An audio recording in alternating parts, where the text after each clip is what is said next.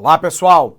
Chegamos a mais uma aula nossa aqui no LAC Concursos e o tema da nossa aula de hoje nos leva lá até o continente asiático. O tema são as recentes manifestações em Hong Kong. Confere aqui. O tema da nossa aula de hoje são as manifestações pró-democracia e liberdade em Hong Kong, território chinês que permanece, naquele sistema um país, dois sistemas. Então vamos tentar entender um pouquinho a respeito dessa questão. Primeiro, é importante a gente lembrar que a China, tal qual nós conhecemos hoje, ela começa no nascedouro em 1949, quando Mao Tse-tung, líder do Partido Comunista da China, ascende ao poder, derrotando, depois de uma guerra civil muito longa, o Kuomintang, o Partido Nacionalista da China. Pouca gente sabe que hoje nós temos duas Chinas no mundo. A República Popular da China, que é a China continental, que é aquela que nós falamos todos os dias, segunda maior potência econômica mundial nos dias atuais, e a República da China Nacionalista, que a maioria das pessoas conhece simplesmente por Taiwan. Observe que Taiwan é considerado pela China continental como uma província rebelde, lembrando que Taiwan, o nome correto, é República da China Nacionalista, também conhecido como Ilha de Formosa, ou ainda como China Insular, uma ilha, para diferenciá-la da China continental. Legal? Então, em 1949, Mao Tse-tung assume o governo na China, porém, a China já tinha naquele momento dois territórios, Hong Kong e Macau, que estava sob controle de países europeus. Hong Kong era uma província britânica e Macau uma província de Portugal.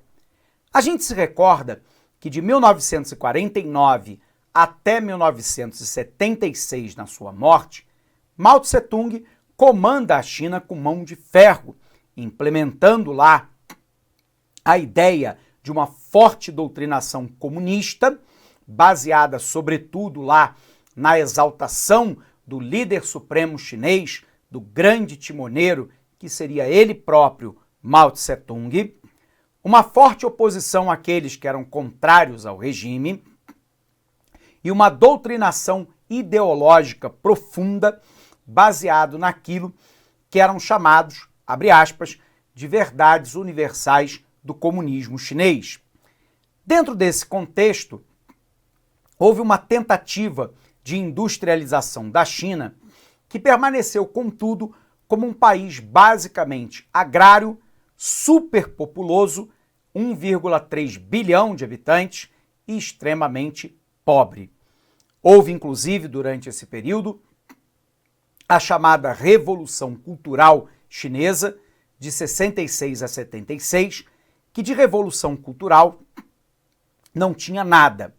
Essa revolução se baseou numa autoexaltação de Mao Tse-tung, numa perseguição política aos contrários do regime e aos intelectuais, e de um forte processo de massificação ideológica baseada nos cadernos vermelhos que conteriam, abre aspas, as máximas verdades do comunismo. Mao Tse-tung morre em 1976 e em 78 assume Deng Xiaoping, considerado lá o pai da China moderna. Deng Xiaoping, extremamente pragmático, cria um modelo híbrido, o que ele chama de economia socialista de mercado. Sob o ponto de vista político, a China é um país fechado. Não há liberdade de imprensa, não há liberdade de ir e vir, não há liberdade de organização, não há liberdade de manifestação, não há liberdade de expressão fora do Partido Comunista. Por um outro lado, economicamente, a China é um país aberto, criou as chamadas zonas econômicas especiais, onde valem as regras capitalistas de mercado. E com isso, de lá para cá, com uma mão de obra abundante, extremamente barata, relativamente qualificada, um mercado consumidor, né, que representa 1/6 do mercado mundial num único país, uma grande intervenção do Estado na economia, com a infraestrutura básica e produtiva, portos, aeroportos, estradas, armazéns, ferrovias, centrais elétricas, telecomunicações, casa própria, saneamento básico, etc., fornecido pelo Estado. A China saiu de um país agrário e pobre para um país que hoje é cada vez mais urbano e é um país que, sob o ponto de vista do PIB, já é a segunda maior potência econômica mundial. Pois bem, em 1997, os britânicos devolveram Hong Kong, com uma condição, de que a China estabelecesse lá, abre aspas, uma mini-constituição para Hong Kong, mantendo uma certa autonomia dessa parte do território em relação à China continental. E, portanto, Hong Kong foi considerado uma ZEE. E aí criada uma máxima, né? ZEE, Zona Econômica Especial. E aí foi criado uma máxima, um país, dois sistemas, né? Dentro da China continental, um regime basicamente comunista, enquanto que em Hong Kong e mais tarde Macau, que foi devolvida por Portugal em 99, um regime mais aberto, mais democrático, ok? Então, antes da gente avançar, vamos colocar essas informações para a gente ter material para estudar. Então, né? Para a gente tentar entender a China contemporânea, a gente precisa fazer alguns caminhos, né? O primeiro é lembrar que em 1949, Mao Tse-tung ganha a guerra contra o Partido Nacionalista da China, o Kuomintang.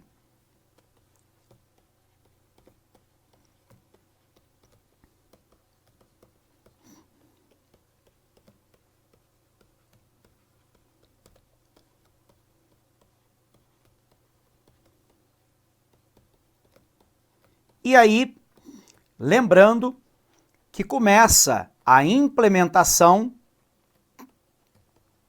vamos corrigir aqui,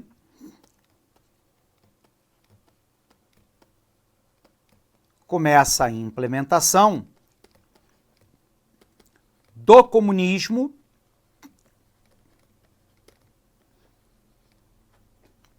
na chamada República Popular da China, que é a China que nós nos referimos ao momento atual. Essa China também é chamada de China continental. Tudo bem? Então, repetindo aqui, em 49, Mao Tse-tung ganha a guerra contra o Partido Nacionalista da China, uma guerra civil que já se arrastava desde a década de 1920, e o Kuomintang foi então se refugiar na ilha de Taiwan. Então, na China continental, formou-se o regime comunista com a República Popular da China. Resultado, os nacionalistas se refugiaram em Taiwan, também chamado de China insular, porque ela é uma ilha, né? O nome correto é República da China Nacionalista.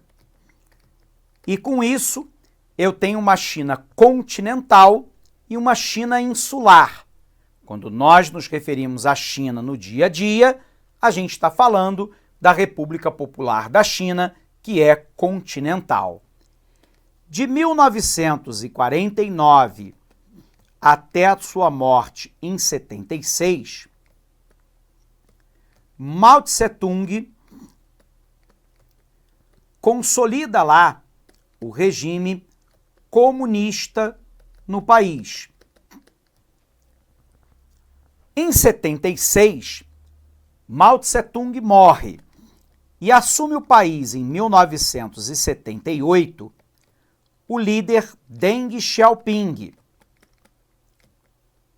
Xiaoping tem uma expressão muito pragmática: não importa a cor do gato, desde que ele casse os ratos.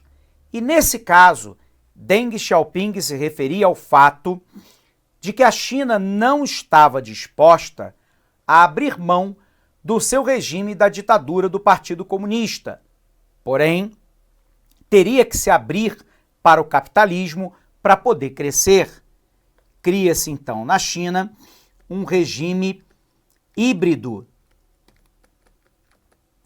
Esse regime híbrido nós chamamos hoje de economia socialista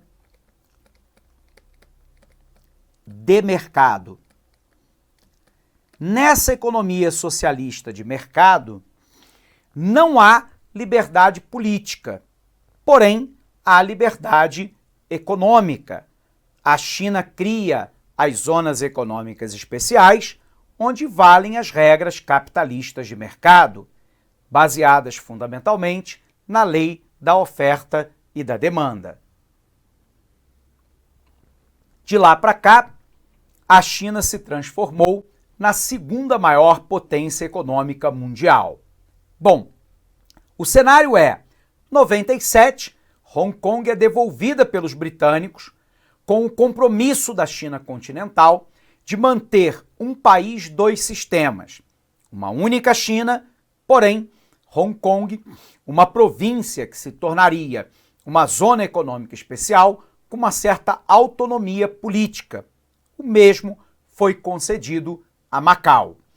O crescimento chinês é astronômico e insuperável de 1978 para cá, embora, evidentemente, o país não seja um regime democrático, é uma ditadura, faz forte perseguição aos opositores do regime, não há liberdade de imprensa, liberdade de ir e vir, liberdade de manifestação, liberdade de organização, liberdades individuais. O indivíduo na China, ele é vigiado o tempo inteiro. Mas o fato é que, economicamente, o país cresceu. Hong Kong é uma província com uma certa autonomia sob o ponto de vista político. Porém, nos últimos anos, a República Popular da China começou a fazer uma intervenção política em Hong Kong que não é bem vista pela população local. Conseguiu aprovar no parlamento em Hong Kong, que é controlado por aqueles que são partidários do regime comunista da China continental, uma situação em que os candidatos em Hong Kong têm que ser previamente aprovados pelo Partido Comunista da China. E, por um outro lado, a eleição também tem que ser ratificada em território chinês. E isso tira uma certa autonomia na capacidade política de Hong Kong de se auto-administrar. Pois bem, a situação do conflito mais recente é que a atual, responsável pela gestão em Hong Kong, a Carrie Lam, que foi eleita por um parlamento que é considerado pró-Pequim, encaminhou em abril e maio desse ano de 2019 uma proposta de lei ao parlamento, que também é dominado por deputados pró-Pequim, uma proposta que permite a deportação de cidadãos de Hong Kong para serem julgados por crimes em território da China continental. E isso abre um precedente muito importante para que qualquer opositor do regime, né, comunista em Hong Kong, como ativista político, jornalistas, políticos, cidadãos comuns que se opõem à ditadura chinesa, sejam extraditados para serem julgados na China continental, o que, obviamente, pode representar lá claramente um julgamento, né, que sob o foro internacional seria considerado ilegal, eivado de tendência por parte dos magistrados, levando à condenação e ao aprisionamento político de todos aqueles que se manifestam contra o regime ditatorial chinês. E aí a população sai às ruas naquilo que ficou conhecido como manifestações de guarda-chuva. Isso porque a polícia de Hong Kong, ela abre fogo com balas de borracha e spray de pimenta contra a população. E a população se protege abrindo os guarda-chuvas para impedir, né, que esse gás de pimenta e essas balas de borracha cheguem até os cidadãos. E aí nós já estamos para mais de 14 finais de semana seguidos de manifestações públicas. Resultado, a Carrie Lam retirou o projeto, suspendendo esse projeto no parlamento para poder acalmar os ânimos junto à população. Porém, agora a população quer mais. A população quer mais democracia, quer mais possibilidade de eleger candidatos que não tenham que ser, a priori, aprovados pelo Partido Comunista da China. Reivindicam lá que as liberdades civis em Hong Kong, existentes no passado sob o domínio britânico, se mantenham dentro do regime chinês. Portanto, é uma luta pela manutenção da democracia. Bom, isso nos leva a duas perguntas fundamentais. Professor, a China pode intervir militarmente nesse conflito? Teoricamente, não, porque a mini-constituição de Hong Kong diz que uma intervenção, né, da China continental só poderia acontecer a pedido do governo local. E o governo local, pelo menos a priori, não seria louco de cometer, né, esse ato de pedir à China continental a intervenção, porque isso seria o fim da autonomia de Hong Kong. Por um outro lado, politicamente, a China continental já vem interferindo. Ela mudou as regras, né, de eleição em Hong Kong, onde os candidatos têm que ser pré-aprovados pela China continental. Então, essa é uma forma de controle indireto, né, de Hong Kong. E, portanto, há um embate político das ruas. Uma população que quer liberdade econômica, mas também quer liberdade política. Quer liberdade para acessar a internet livremente, para manifestar a sua opinião, com uma imprensa livre, com uma liberdade de ir e vir, com uma liberdade de organização, etc.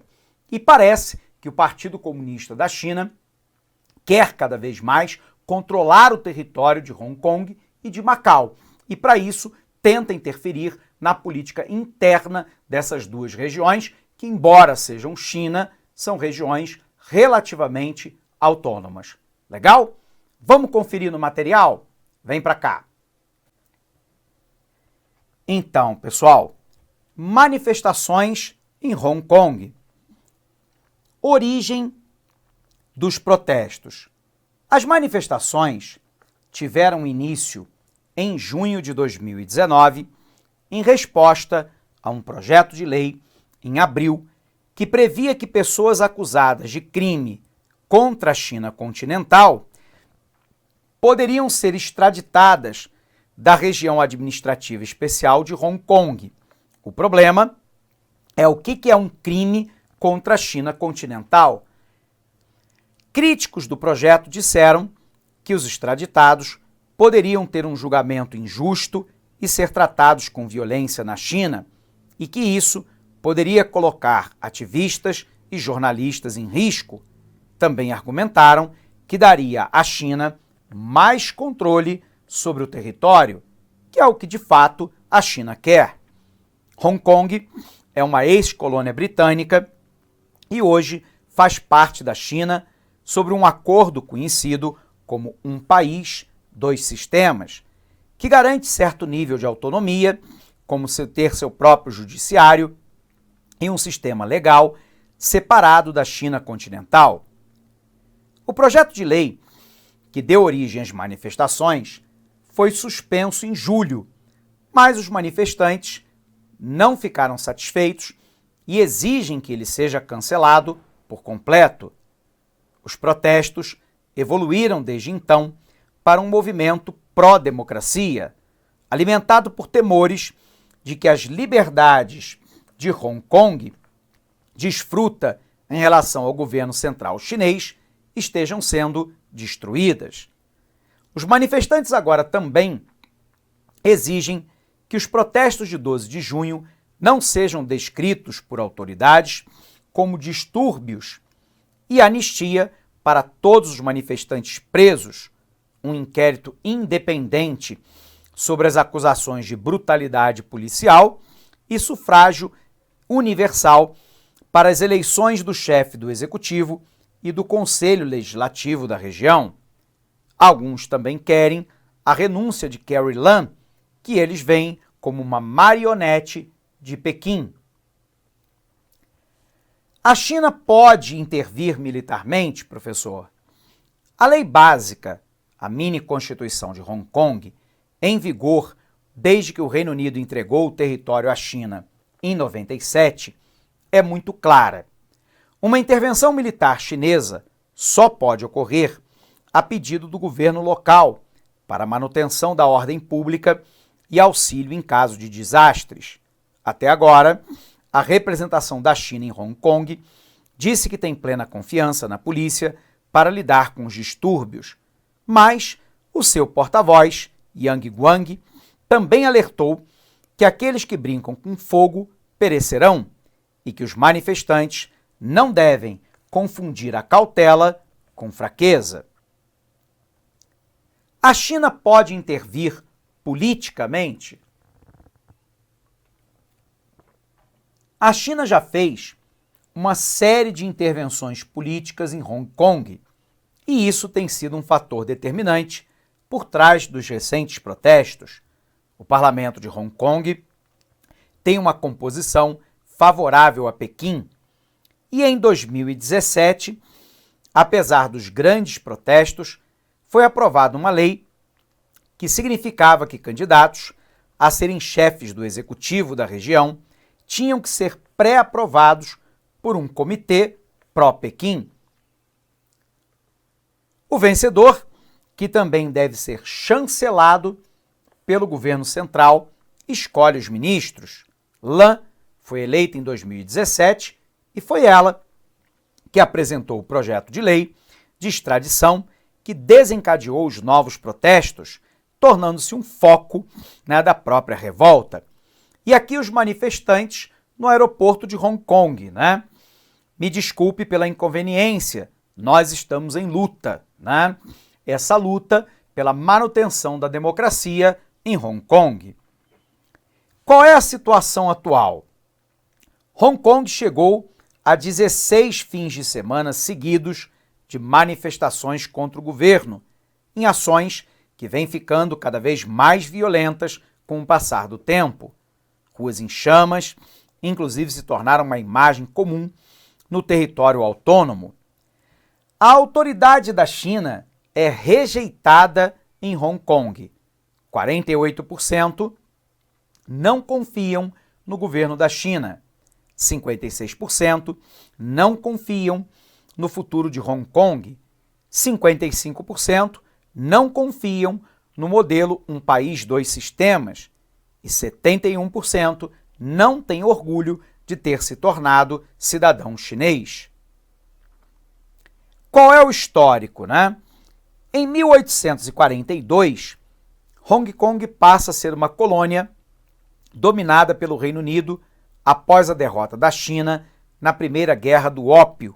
Com a consolidação da República da China em 1912, a ilha se torna um refúgio político para opositores do novo regime.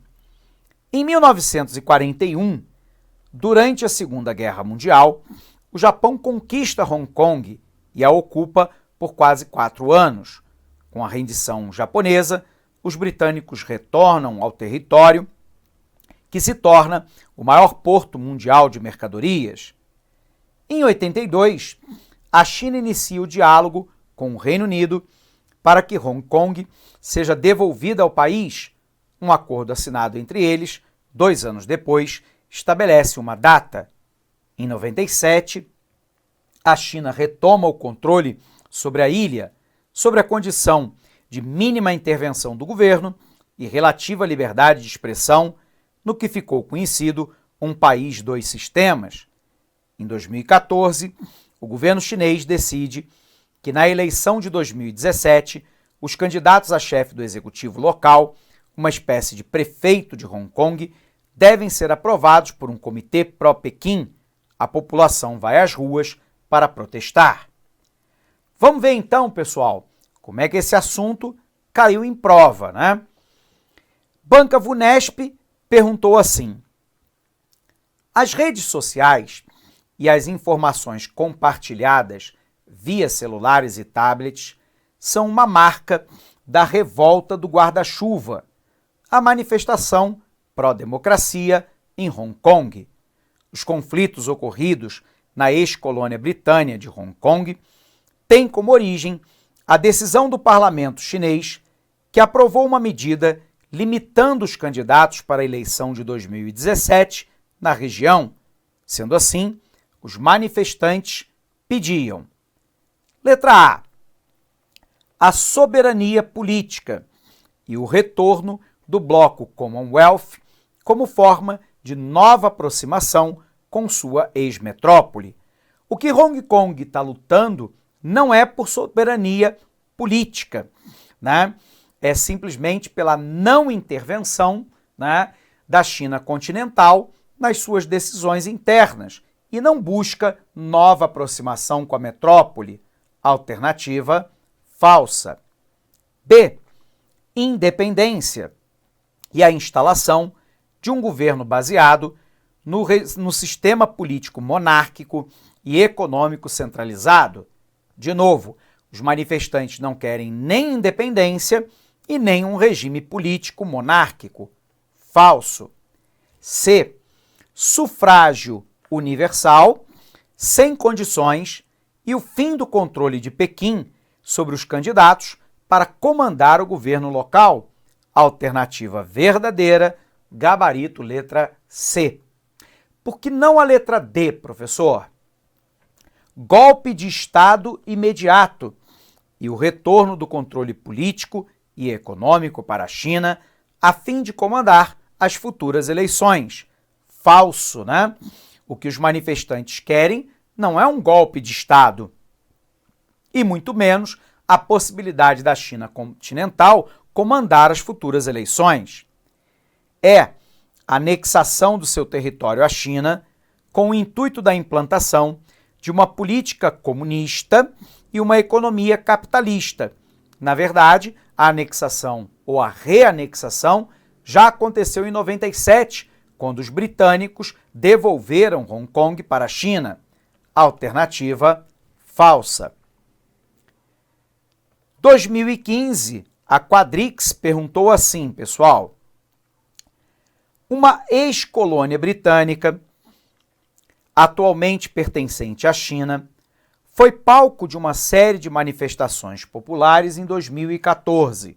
Os manifestantes protestavam contra a decisão do governo chinês de selecionar previamente quem poderia se candidatar a chefe do executivo local em 2017. Esse movimento ficou conhecido como Revolução do Guarda-Chuva, inspirando-se nos manifestantes que usavam o objeto como proteção contra os sprays de pimenta lançados pelas forças de repressão.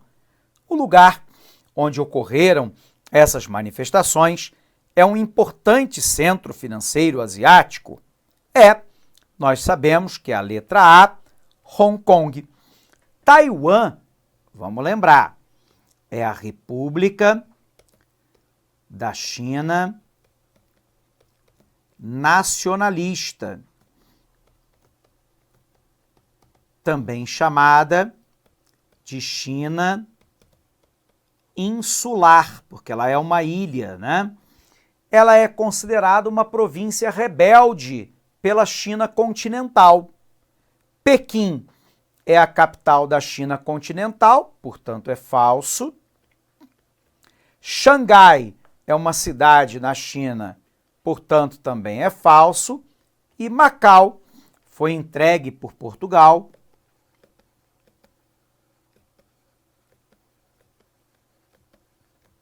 e, portanto, não pelos britânicos, em 1999, né? E segue a mesma ideia de um país, dois sistemas. Ou seja, Macau tem uma certa autonomia no campo político, né? Embora seja atrelada à China continental. Portanto, o gabarito da nossa questão aí é a nossa letra A, Hong Kong, ok? Primeira questão, letra C. Segunda questão, letra A. A gente pode, assim, encerrar mais esta aula com você. Pessoal, um abraço imenso para cada um de vocês, bons estudos e, como sempre, até a nossa próxima aula. Até lá! Clique like.